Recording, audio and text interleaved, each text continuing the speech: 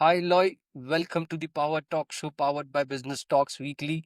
Thank you for accepting our invitation and joining our channel today. Before we start and dive into a conversation, can you give us a brief about your professional background and how did you start Disruptive Leap? Hi, Navin. Very good to meet you, and thanks for having me on the show.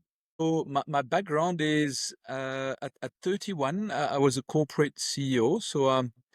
Um, I climbed the ladder reasonably quickly and mostly through entrepreneurship, getting into new divisions, acquired businesses, scaling departments and business units. And so anything that was scale related, 80/20, moving the needle. And so at 31, then I got a one-way ticket to Africa. I'm originally from Belgium in Europe, and to start the subsidiary of Securitas in emerging markets. So Securitas is a Swedish listed multinational in the services industry. And so the first part was fast scaling from 0 to 4,000 employees in 6 years for a corporation, but still very entrepreneurial in nature in new markets. The second cycle was to then disrupt because the industry had become untenable from a price war perspective. And so then we disrupted ourselves with the use of tech, and we took too long to learn. So we started embracing at the time AI. It was beginning of behavioral pattern recognition. And we could then sell high margin tech leasings with manpower instead of solely manpower services. And so we accelerated our learning by bringing an acquisition in who had understood absolutely everything, which was really great. And instead of the big corporation swallowing the small entrepreneurs, I said to the four founders, no, you come on my exco and you're going to run the large corporation now. I had 4,000 employees at the stage. And so they helped us in the entrepreneurial way gain 2 hours of years, of school fees, which was really, really awesome. Quick learnings.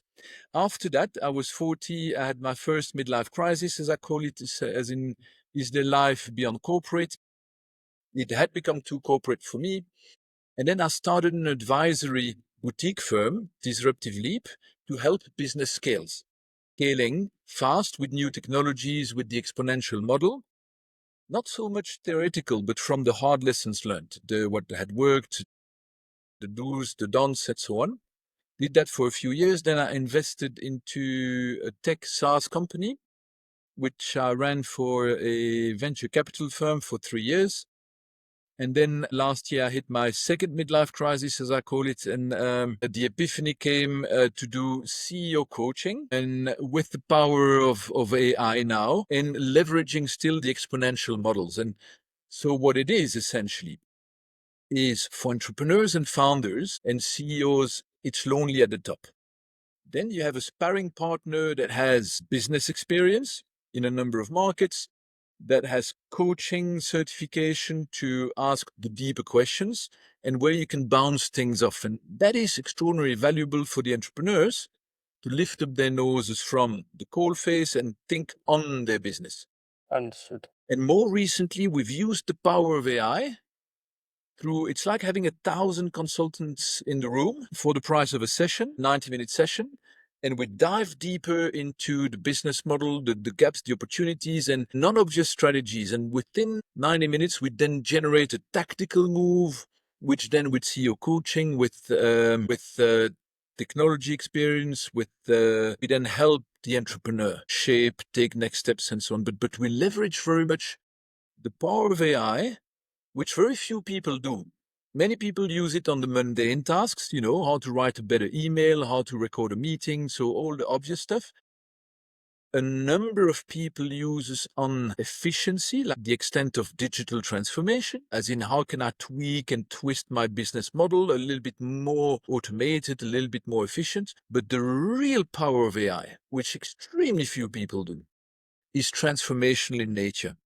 And it's those tactical strategic moves that can lift up your bottom line, that can lift up your revenue in an agile manner, in an exponential manner rapidly.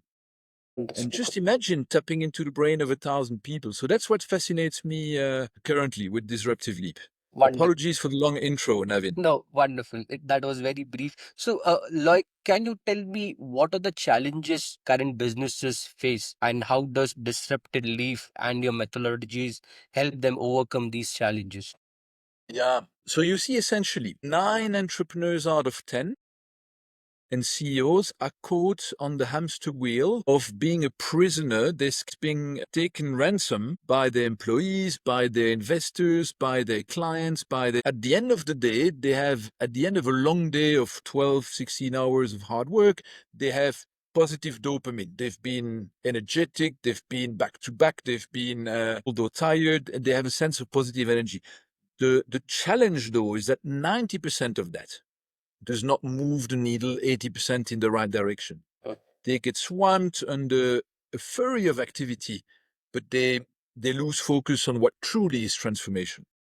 And so that's the first space. That's the space where in CEO coaching, you're forced to take a step back and think on the business.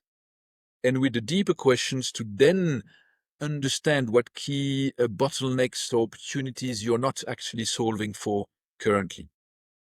Then with that in mind, we go fast in a 90-minute workshop into AI on the transformational aspect of things. So people have an oh wow thing, like when they see the analysis that AI generates in 30 seconds on the SWOT analysis, the gaps, the opportunities, the space, and this, oh my, that's certain aspects that I hadn't thought through myself.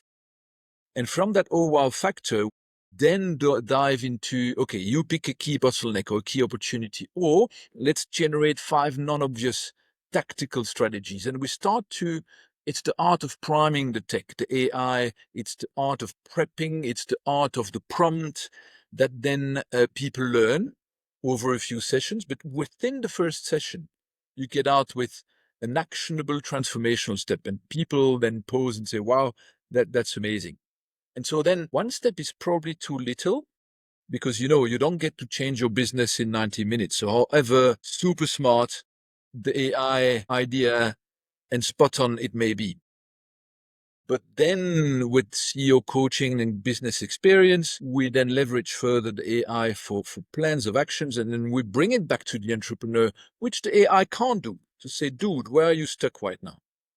What's your bandwidth? What's your team? What are their skills? What prevents you? What can you let go of in the next week so that you can do these 3 tasks? And we shape the journey. So it's a space of accountability where they're forced to work on the stuff that matters, the 80-20, the stuff that moves the needle. And over and a full AI-based coaching journey can take 18 months, but within 18 months, your business is transformed. Even within 5 sessions, you have a taste-off session, and then within 5 sessions, you can bring your team, and then they can learn the art of dancing with the AI. But you still need that accountability partner to craft and shape that journey with you, because you're on the coal face as an entrepreneur, and whereas experienced business partner like me are not. And so we naturally have perspective where the entrepreneur naturally lacks perspective. And so I find from experience that's a really powerful mix, essentially. Wonderful. So, can you tell me who is your core target audience? Are they pre-revenue companies? Are they startups? Or are they a full-fledged company looking for scale? And can you also highlight what challenges they face at each stage? Yeah. So our audience is truly CEOs, entrepreneurs that are post revenue from roughly, let's say, 10 to $15 million of annual revenue up to roughly larger companies with $500 million in revenue, but mostly non-listed. Because we find that when an entrepreneur can make a decision and move ahead, it's quite swiftly. We can transform more rapidly than with a large established corporations, more than often a bit stuck in their ways. And so in terms of geography, I'm currently coaching, we're currently coaching CEOs from Hong Kong, India, London, Lithuania, a couple of countries in Africa, Switzerland, San Francisco, Miami, New York, Mexico, Colombia. So it's literally across the globe, I would say. Sometimes the time zone is a bit of a mission, but we always make a plan. I'm on a European time zone. And so that's our target audience. But essentially, more than those statistics, it's a mindset. People who are saying, I see that potential in my business. I'm not always sure where to start, what next step to take. And then that have the yearning, the desire to take a first step and say, hey, to commit, engage, and focus on that, which is really a mindset. Understood. Understood. Yeah. Can you tell me what do you believe is the most overlooked capability among the organization or leaders, who are aiming to stay competitive? I would say at this stage, it's the ability to harness and leverage AI on the frontier, on the edge for the strategic transformational stuff. I actually haven't met, yes, I've met one guy that I saw do that very well, but otherwise, I've seen 100% of guys using it for day to day stuff. I've seen a number of guys using it for efficiency, automation stuff. I've seen no one using it on transformational, strategic stuff. So the thought is actually for entrepreneurs that the potential, the opportunity is the stuff that you can get done over 90 minutes would have with consulting cost you a couple of tens of thousands of dollars and long-winded time, focus, and commitment with a team of consultants. All of that now has accelerated super rapidly, so which is really, really exciting. So if there was one superpower that I would wish every entrepreneur had, that would be the one. Understood. So as we are discussing about AI and LLM models, how are you integrating AI and LLM models in Disruptive Leap? And is there anything that you're working on to introduce to your clients in the future? Yes, definitely. So the heart of what we do is that methodology on an AI coached journey, transformational journey. And so it's leveraging a number of AI platforms. It's the understanding of prompting, priming, dancing with AI, as we call it, that interaction of swiftly, and it's the exponential scaling framework, and with the CEO coaching framework. And that is actually the heart or DNA or IP that and it's partially technology based, it's partially methodology based. And yeah, that's the secret sauce.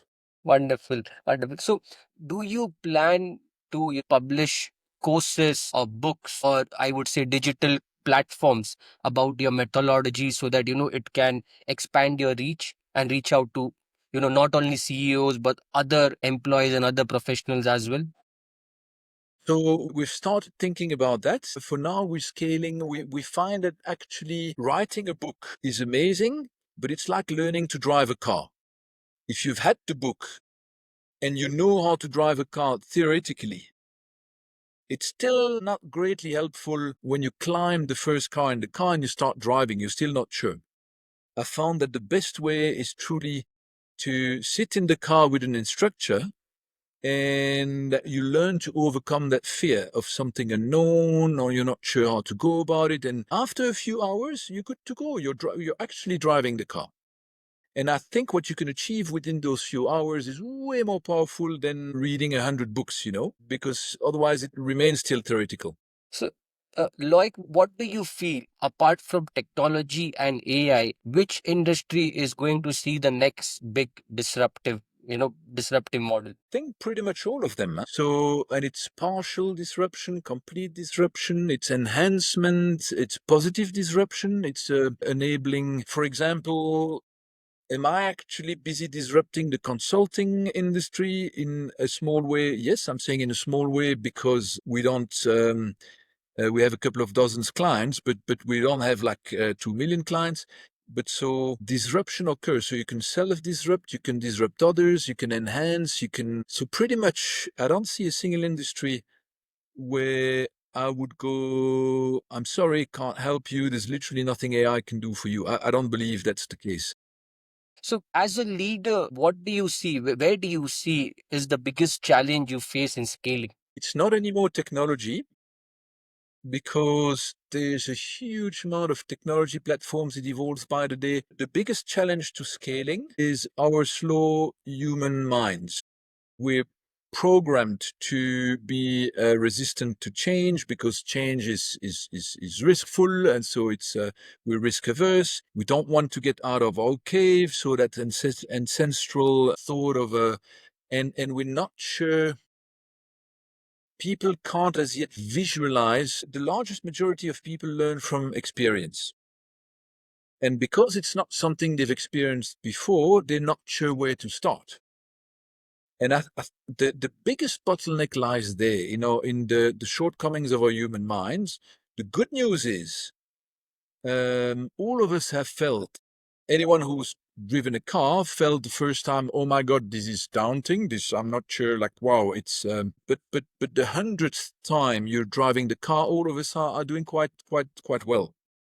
And so it's the very same adoption curve with AI, except that in this case, it can be done over a few hours. The tools have become so easy to use and so tactical that yeah, you can learn to drive over a few hours.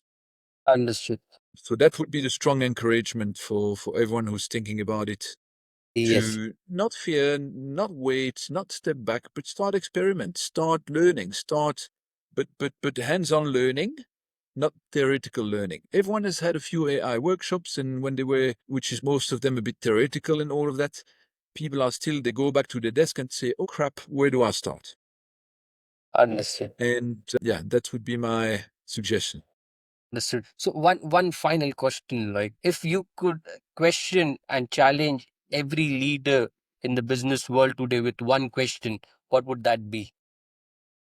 I would say, when do you start your AI journey on the edge and the frontier as an entrepreneur and a CEO? Because if you haven't as yet, it's unacceptable. You're going to be left behind. If you thought you could delegate that to your CTO, 19 CTOs out of 20 have the same shortcoming in the human mind. They're not thinking strategically and so on and so forth, and they'll do efficiency-based projects at best. And it feels that you may be busy on an AI journey, but the problem is it's not disruptive and transformational. And so we had excuses now that we needed budget, we needed skills, so that all of that has gone away. For a few $1,000s, you can start your own journey to. So the challenge for a CEO would be that if you haven't started on the transformational aspect of AI, then yeah, don't start later than next week, Monday. Otherwise, you're going to be a dinosaur. Thank you, Loic. Thank you for your time and a wonderful conversation joining our channel today. Thank you so much. Thank you, Nevin. Thanks for having me, and have a great day further.